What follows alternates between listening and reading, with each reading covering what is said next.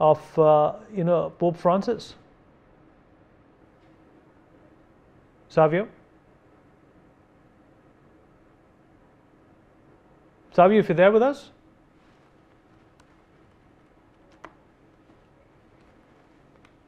Or Savio, if you're there with us? I am.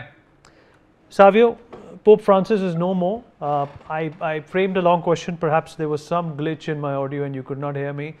You're a devoted Yes. Christian. Why Pope Francis is important? Because he was someone, who illuminated, the religious tangent in people when the world was going crazy. If you talk about COVID-19, if you talk about the last 2 decades, where social media has taken charge of everyday life, he was the only one perhaps who was pushing the importance of religion when it comes to a balanced life. It is indeed a very sad day, Vineet, for people not only from the Catholic community, but the Christian community and people all around the world. Simply because Pope Francis was a good man in a responsible position during difficult times. In fact, one of his main focus was to rekindle the religiosity within the institution of the Roman Catholic Church. Now, if you look at something that I had worked very closely with as far as sexual abuse within the clergy, it was Pope Francis who took a stand to ensure that those who are victims and survivors of sexual abuse were heard and justice was seen to be delivered. It was the only pope that actually took a stand on such an issue, which involved lots of cover up that happened within the Catholic Church. More importantly, he also understood that in a changing world, the responsibility of Catholics around the world had to be linked to social activities as well as political endeavors, so that they contributed towards ensuring that the Christ-like teachings penetrated governments, institutions, and bureaucracy. So he was always encouraging Catholics and Christians to take a more active part in governance and in bureaucracy. More importantly, what he has done is he's rekindled faith in the most simplistic manner, where he started to understand that it's a changing world, it's a modern world. The traditional dogmatic, restraints that existed with the Catholic Church for many years, he was slowly trying to address those issues and ensure that the Catholic faith was relevant in a modern world. And that is why Pope Francis, who was the first Latin American Pope, is one of the most progressive pontiffs in my understanding of the Catholic faith in the recent times, because he understood that a Christian today, a Catholic today, was an integral part of society, and he had to contribute towards nation building, towards the building of the world, and towards ensuring that humanity was protected and humanity continued to be the fulcrum around which societies build their policies, their principles, their plans. And that is why Pope Francis, if you look into his history, how he's come about from the humble priest that he was to rising to being the leader of the largest congregation, religious congregations in the world, to actually be a very progressive, a very liberal, a very level-headed religious leader that amalgamated with various different societies and connects with different faiths. He was able to ensure that Christianity continues to remain the beacon of light in a very conflicting global world.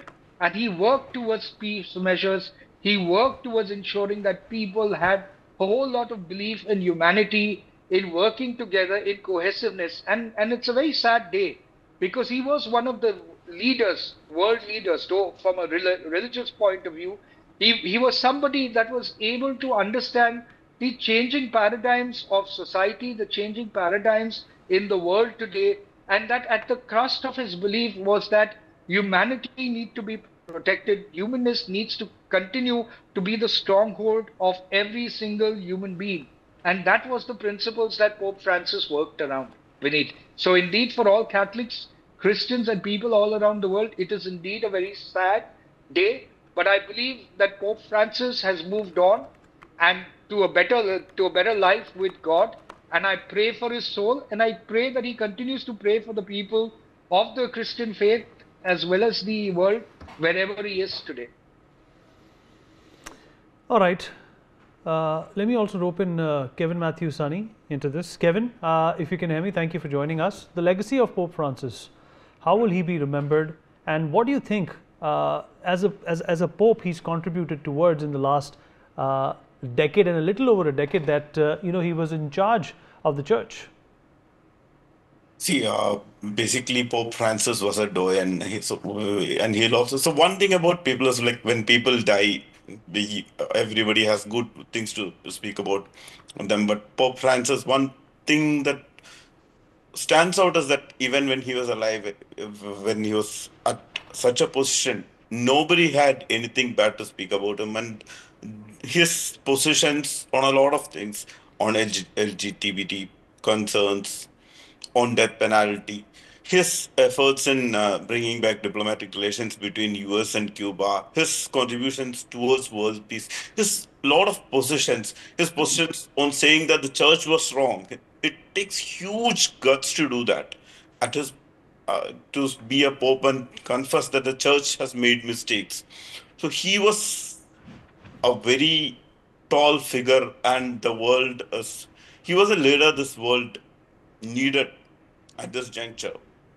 So when there's a lot of hate, there's a lot of uh, hate running around, he was one person who could bring everybody together, and that is what his legacy is going to be. He was somebody who embodied the teachings of Jesus Christ and Saint Peter, and he was probably one of the most worthy descendants to both of them. So may his soul rest in peace. But yeah, he'll be remembered by these, I think. Okay. All right. Ambassador Yogesh Gupta, former diplomat, also with us on the program. Ambassador Gupta? Okay, Ambassador Gupta is not with us right now. Savio, coming back to you. It's also important for us to understand the importance of a pope. There are political figures, there are social figures, there are corporate figures.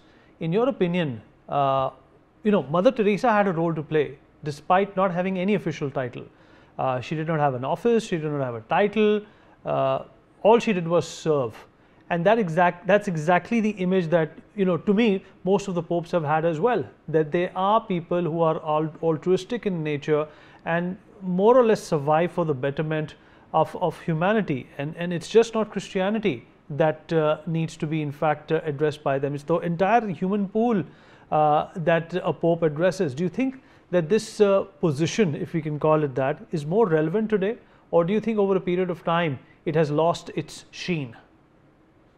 So the Catholic congregation around the world, Vineet, is a large congregation. And every congregation and every institution is inspired and aspires in that faith based on the leadership that is at the top.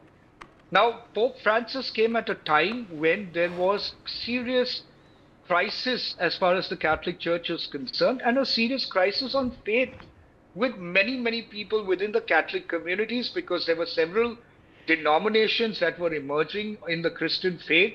There were many people that were leaving the church at one point of time because they felt it to be too strict, too dogmatic, too regressive, and not progressive. But when Pope Francis came in, his courage to accept the weaknesses of the church, the mistakes of the church, his ability to understand that there was nothing wrong in admitting that an institution like the Catholic Church, which had been around for thousands of years, could also make mistakes in the past, could also do something wrong in the present, and therefore we need to correct it, because at the basis of the faith of the Catholic Church is humanity. And while people are there of different faiths, those who belong to the Christian faith and the Catholic Church understand that the underlying principle of that faith is humanity. It's love God with all your heart and all your soul and love your neighbor as yourself.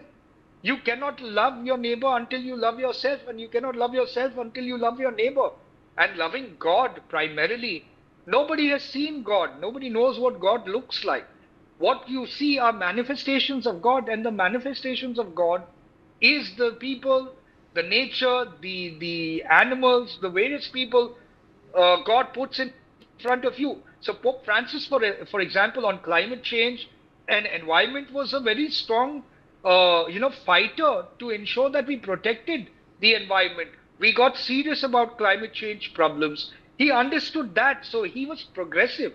He saw the world in, as a creation of God, and humanity as a creation of God, and therefore it is important for humanity to protect the world around it. And he was progressive. The single most important step for somebody like me who tracks a lot of the sexual abuse cases within the Catholic Church, his courage to say that we have a problem that needs to be addressed itself speaks volumes about his leadership.